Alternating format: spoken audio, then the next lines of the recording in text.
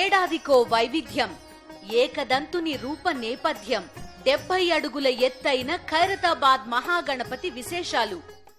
ముంచింది బుడమేరు కాదు, చంద్రబాబు నిర్లక్ష్యం. ముంచింది వరద కాదు, రాధాకృష్ణ పవర్ ప్లాంట్. ఒకరిది అక్రమ నివాసం గోల, ఇంకొకరిది పవర్ ప్లాంట్ లీల. ఇద్దరూ కలిసి ముంచేశారు. తన ఇంటిని కాపాడుకునేందుకు అత్యంత రహస్యంగా బుడమేరు గేట్లు ఎత్తేయాల్సిందిగా బాబు ఆదేశించింది నిజం కాదా? రాధాకృష్ణ పవర్ ప్లాంట్ అడ్డు కావడంతో వరద నీరు వెనక్కి ఎగదన్నడంతో బీడీసీ కరకట్టకు గండి, లోతట్టు ప్రాంతాల మునక నిజం కాదా? 2 ప్లాంట్ల నిర్మాణానికి ఉమ్మడి రాష్ట్రంలో అనుమతించి బాబు చేసిన పాపమే నేడు ప్రజల పాలిట శాపంగా మారింది.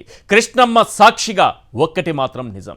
శనివారం బుడమేరుకు భారీ వరద వస్తుందని అధికారులు అంచనా వేశారు.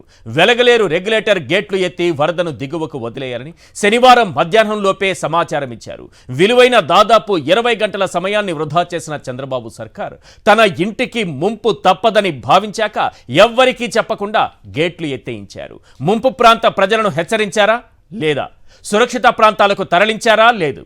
గేట్లు ఎత్తాలంటే పాటించాల్సిన ప్రోటోకాల్ ఒక్కటి కూడా పాటించలేదు. 3.5 లక్షల మంది జీవితాలు వరదలో బురదలో కూరుకుపోవడానికి ఆ ఇద్దరే కారకులు. ప్రభుత్వానికి ముందస్తు సమాచారం ఉన్నా కనీస స్పందన లేదని వెలగలేరు డిఈ మాటలతో అది అర్థమైపోయింది. అటు ప్రభుత్వం, ఇటు రాధాకృష్ణ ఇద్దరూ అడ్డంగా బుక్ అయిపోయారు. పక్కా ఆధారాలు దొరికినా ఇంకా అదే బుకాయింపు. జగనే ముంచేశారంటూ రాధాకృష్ణ తన పత్రికలో రాసుకోవడం సిగ్గుచేటని 3.5 లక్షల గొంతులు తిట్టిపోస్తున్నాయి. మీరు మీ చంద్రబాబు సేఫ్, మరి మా సంగతి ఏంటని ఆ 3.5 లక్షల మంది ప్రజలు ప్రశ్నిస్తున్నారు. మీ ఇద్దరి పాపం మాకు శాపమైంది, అవునా కాదా? ఇద్దరూ సమాధానం చెప్పాలని నిలదీస్తున్నారు. ఇంకా నడుములోతు నీళ్లలో బురదలో కూరుకుపోయిన బాధితులు అడుగుతున్నటువంటి ఈ 10 ప్రశ్నలకు ఆ ఇద్దరు సమాధానం చెప్పాలి. Question number 1. చంద్రబాబు ఇంటికి ముప్పుతో శనివారం సాయంత్రం వెలగలేరు గేట్లు ఎత్తేయాలని ఆదేశించారు, అవునా కాదా? ఇద్దరూ నిజం చెప్పాలి. Question number 2. బాబు చారిత్రక తప్పిదమే బుడమేరు విలయానికి కారణమని ఇంజనీర్లు, నిపుణులు తేల్చారు, అవునా కాదా? ఇద్దరూ నిజం చెప్పాలి. Question number 3.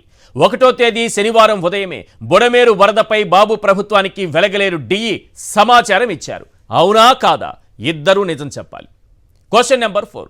వరద విజయవాడ చేరడానికి 15 నుంచి 20 గంటల సమయం ఉన్నా ప్రభుత్వం కనీస హెచ్చరికలు చేయలేదు, అవునా కాదా? ఇద్దరూ నిజం చెప్పాలి. Question number 5. కృష్ణానదిలో బుడమేరు ప్రవాహం కలిసేందుకు అడ్డంకిగా రాధాకృష్ణ యాక్టివ్ పవర్ ప్లాంట్ మారింది, అవునా కాదా? ఇద్దరూ నిజం చెప్పాలి. Question number 6. 1995లో ఎన్టీఆర్కు వెన్నుపోటులో సహకరించినందుకు క్వెట్ ప్రోకో కింద బాబు నుంచి పవర్ ప్లాంట్ రాధాకృష్ణ కొట్టేశారు, అవునా కాదా? ఇద్దరూ నిజం చెప్పాలి. Question number 7. ఈ ప్లాంటు వల్ల వరద ఎగదన్నడంతో బీడీసీ కరకట్టకు గండి, తరచూ లోతట్టు ప్రాంతాలు మునిగిపోతున్నాయి, అవునా కాదా? ఇద్దరూ నిజం చెప్పాలి. Question number 8. తన పవర్ ప్లాంటు భాగోతం బట్టబయలు అయిందనే అక్కసుతో జగనే ముంచేశారంటూ రాధాకృష్ణ రోతరాతలు రాశారు, అవునా కాదా? ఇద్దరూ నిజం చెప్పాలి. Question number 9. కరకట్ట అక్రమ నివాసం, క్విడ్ ప్రోకో విద్యుత్ ప్లాంట్ల పాపమే 3.5 లక్షల మంది ప్రజల పాలిట శాపంగా మారింది, అవునా కాదా? ఇద్దరూ నిజం చెప్పాలి. Question number 10.